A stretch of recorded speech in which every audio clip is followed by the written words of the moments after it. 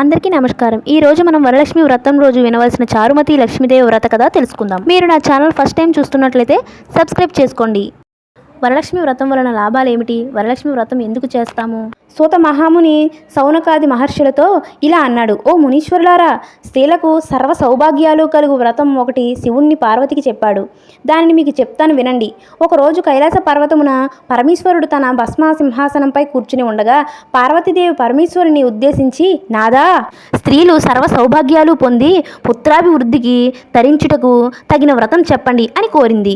అందుక త్రినేత్రుడు, దేవి, నీవు కోరిన విధముగా స్త్రీలకు సకల శుభాలు కలిగించే వ్రతం ఒకటి ఉన్నది. అది వరలక్ష్మి వ్రతం. దానిని శ్రావణ మాసంలో పౌర్ణమి నాడు ఆచరించాలని తెలిపాడు.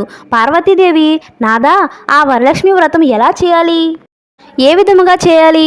దీనిని ఇంతకుముందు ఎవరైనా చేశారా? ఆ వివరములన్నీ నాకు చెప్పండి అని అడగగా, శివుడు పార్వతీదేవిని చూసి, ఓ కాత్యాయిని, వరలక్ష్మి వ్రతం విశేషాలు చెప్తాను విను. పూర్వమున మగధ దేశమున కుండీనమనే ఒక పట్టణం ఉన్నది.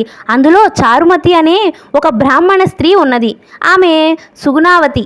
పతియే ప్రత్యక్ష దైవముగా భావించి తెల్లవారుజామునే లేచి స్నానం చేసి పతిదేవునికి పువ్వులతో కొలిచి ఆ తరువాత అత్తమామలకు కావలసిన సేవలు చేసి ఇంటి పనులన్నీ ఓర్పుతో నేర్పుతో చేసుకునేది.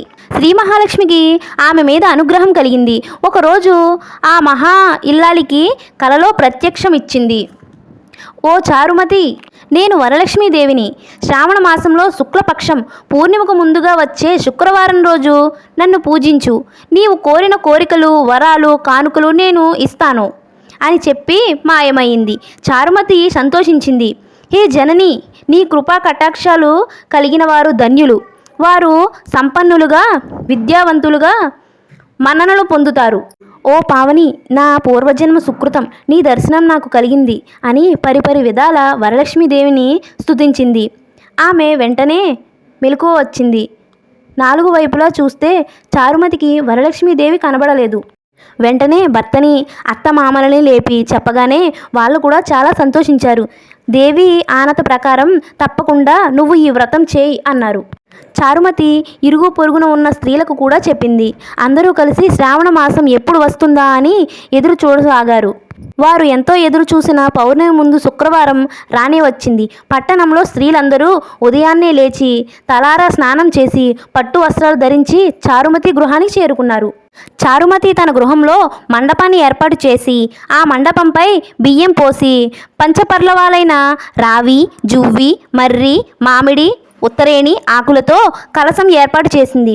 వరలక్ష్మీదేవిని సంకల్ప విధులతో నమస్తేస్తు మహామాయే శ్రీపీఠే సురపూజితే శంఖచక్ర గదాహస్తే మహాలక్ష్మీ నమోస్తుతే అంటూ ఆహ్వానించి ప్రతిష్ఠించారు. స్త్రీలంతా ఎంతో భక్తి శ్రద్ధలతో అమ్మవారిని కొలిచి షోడశోపచార పూజ చేసి 9 సూత్రములు గల తోరణాన్ని కుడి చేతికి కట్టుకున్నారు. వరలక్ష్మీదేవికి అనేక రకములైన పిండి వంటలు చేసి నైవేద్యంగా పెట్టారు. ఆ తరువాత ప్రదక్షిణ నమస్కారాలు చేశారు. మొదటి ప్రదక్షిణ చేయగానే కాళ్ళు కందెలకు గళ్ళు గళ్ళుమని మోగాయి. రెండవ ప్రదక్షిణ చేయగానే హస్తాలకు నవరత్న ఖచ్చిత కంకణాలు దగదగా మెరవసాగాయి. మూడవ ప్రదక్షిణ చేయగానే అందరూ సర్వాభరణ భూషితులయ్యారు. వారు చేసిన వరలక్ష్మి వ్రతం ఫలితంగా చారుమతి గృహంతో పాటు పట్టణంలో ఇతర స్త్రీల ఇల్లు కూడా ధన కనక వస్తు వాహనంగా నిండిపోయాయి. వారంతా అక్షింతలు శిరస్సుపై వేసుకొని తీర్థ ప్రసాదాలు తీసుకుని వారి ఇండ్లకు బయలుదేరారు. మార్గం మధ్యలో చారుమతిని 1000 నోళ్ల పొగుడుతూ ఆమెకు వరలక్ష్మీదేవి కలలో సాక్షాత్కరించి అనుగ్రహించగా తాము ఒక్కతే పూజించకుండా తమ అందరికీ చెప్పి తమకు ఇంటికి సౌభాగ్యం కలగజేసిన చారుమతి ఇంతటి అదృష్టవంతురాలు. అలాంటి ఆమె పరిచయం కలిగి ఉండటం తామెంతో భాగ్యవంతులు అని ఎంతో మురిసిపోయారు. ఏటా వరలక్ష్మి వ్రతం చేసి సకల సౌభాగ్యంతో సిరి సంపదలు కలిగి సుఖజీవనం గడిపి ముక్తిని పొందారు. కావున ఓ పార్వతి, ఈ ఉత్తమమైన వ్రతమును చేస్తే, అలా ఎదుటివారికి చెప్పి చేయిస్తే సర్వ సౌభాగ్యములు కలిగి శుభముగా ఉంటారు.